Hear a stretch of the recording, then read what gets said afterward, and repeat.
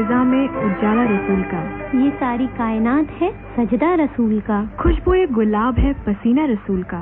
आपको भी मुबारक हो महीना रसूल का। दोस्तों, आप सभी को अंशु पटेल और खुशबू लुंगड़ का नमस्कार। के बारे में और जाने नवीन गेही से।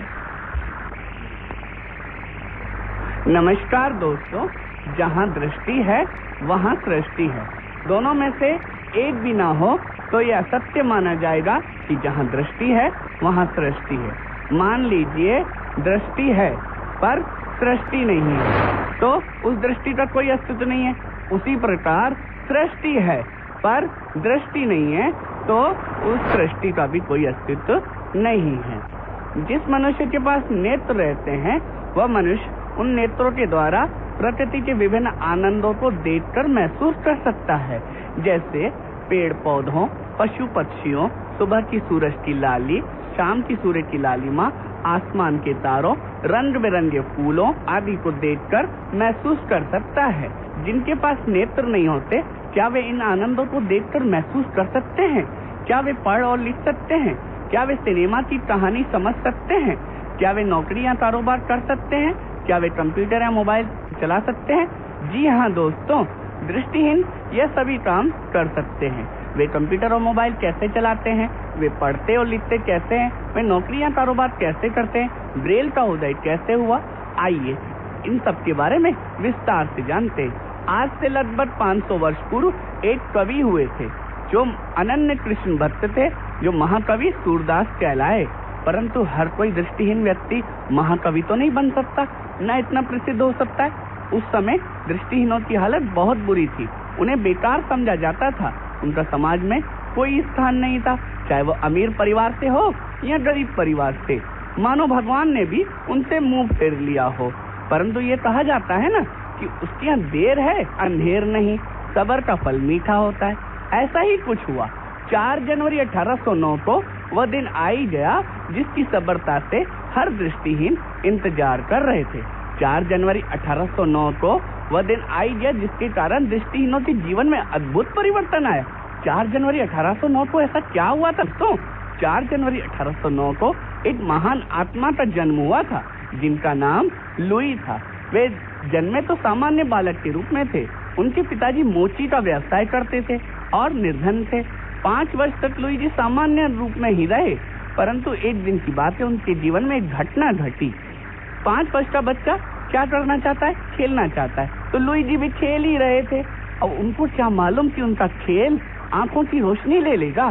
खेलने के लिए भी कुछ ना मिला तो अपने पिताजी के व्यवसाय करने वाले, चप्पल सिलने वाले सूजे से ही खेलने लगे। वही सूजा उनकी आंख में गया और एक आंख की रोशनी गई, फिर दूर से आंख की रोशनी भी चली गई।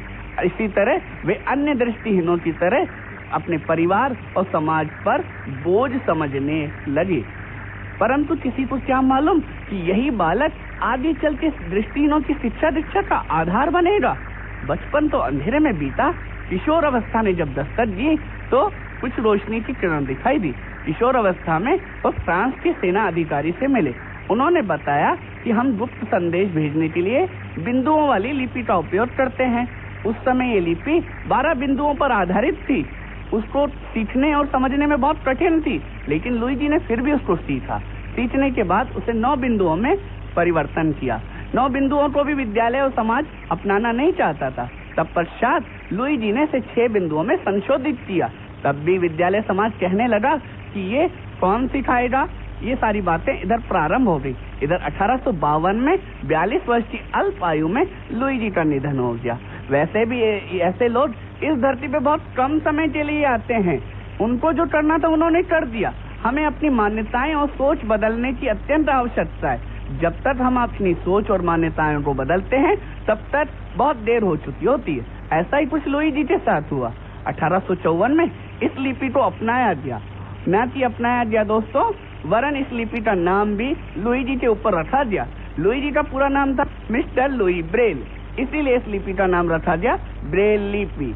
धीरे धीरे फ्रांस के विद्यालयों में दृष्टिहीन छात्रों को यह लिपि सिखाई जाने लगी। कुछ समय बाद इस लिपि ने भारत में भी अपने पांव पसारना प्रारंभ किए। हेलेन केलर बहुत पहले ही इस लिपि द्वारा 2 बार नोबेल पुरस्कार की विजेता रह चुकी हैं। अभी हाल ही में बैंकों में, रेलवे में शिक्षक के पद पर हजारों दृष्टिहीन शोभायमान है। भारत के सर्वोच्च न्यायालय के मुख्य वकील के रूप में भी दृष्टिहीन विराजमान हैं। इस लिपि के द्वारा बहुत कुछ उनके लिए बहुत आसान हो गया है। आपको ये बताता हूँ दोस्तों कि कंप्यूटर चलाना और मोबाइल चलाना दृष्टिहीनों के लिए बहुत आसान हो गया है। जो कंप्यूटर पे स्क्रीन पे दिखाई देता है वो उनको बोल के बताता है। लिखने के लिए वो ब्रेल में लिखते हैं, छपता सामान्य है। मोबाइल में, टच मोबाइल में टॉप बेट सॉफ्टवेयर है जिसको ऑन करने से पूरा मोबाइल बोलने लगता है। ऐसी सॉफ्टवेयर मार्केट में उपलब्ध हैं। फिर भी आप लोग सोच रहे होंगे इस लिपि के द्वारा दृष्टिहीन पढ़ते कैसे हैं। जैसा कि पहले भी मैंने ये बताया है कि ये ब्रेल लिपि बिंदुओं पर आधारित है। जैसे सामान्य बच्चा वर्णमाला सीखता है तो वर्णमाला के अक्षर याद करता है। जब कोई दृष्टिहीन बालक वर्णमाला याद करता है तो उनके वर्णमाला के अक्षरों के साथ साथ नंबरों को भी याद करता है।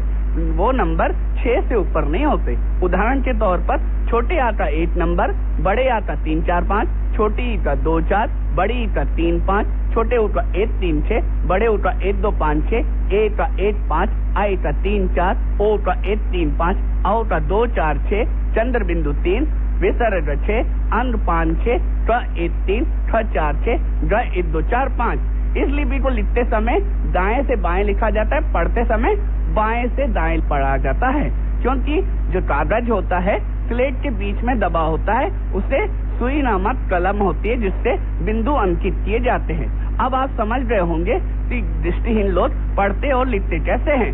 दृष्टिहीन हालांकि तो पूर्ण रूप से आत्मनिर्भर हो चुके हैं, परंतु कहीं कहीं उनको हमारी जरूरत पड़ती है।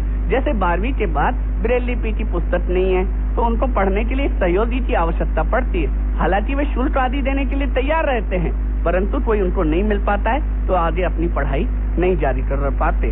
दृष्टिहीनों को पेपर देने के लिए एक राइटर की आवश्यकता पड़ती है जो प्रश्न पढ़ के सुनाए और वो उत्तर बोले, वो लिखते जाए। कभी कभी वो राइटर पेपर के लिए नहीं मिल पाता है तो अपने पेपर से भी वे हाथ धो बैठते हैं।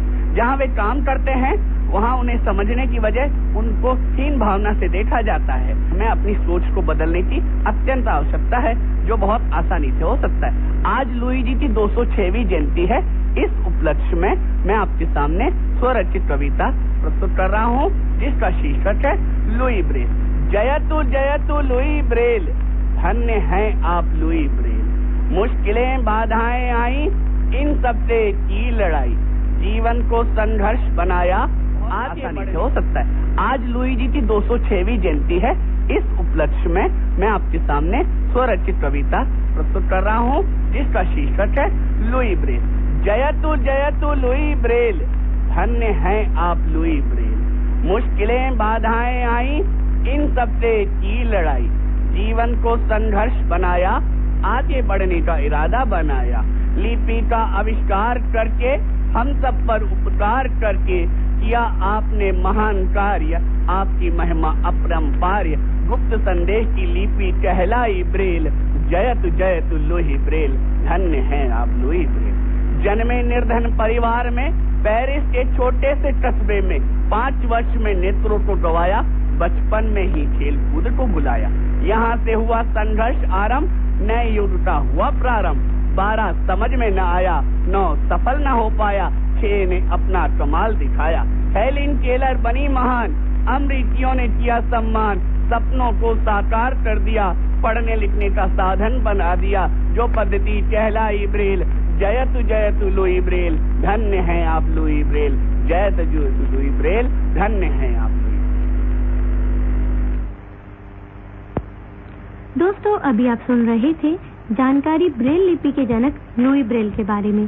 जानकारी दे रहे थे नवीन गेही। और चलिए दोस्तों हम भी अब आगे बढ़ते